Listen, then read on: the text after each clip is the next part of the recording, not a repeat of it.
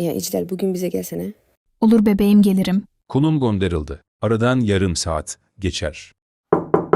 Sonunda geldi. Hoş geldin. Hoş buldum yerim lan seni. Grubuna girdiler. Oha kalabalıklık sakami. Sakam. Neyse, birisi istek atıyor. Al. Oha. Rivay bakın. Teşekkür ederim. Neyse kendimizi tanıtalım. Olur. Yaren 16. 비아이엔 이시안비. Emir 19. İcdal 16. Burak 17. Benim evde buluşalım. Hatta İclal de benim evimde. Olur. Konum gönderildi. Yaren abi biriniz yerde oturun, sıkıştım ya. Emir kucağımda otur bir de istersen. Yaren saçmalama istersen. Neyse iste sohbet ederler falan girerler. Ahahaha. Lan.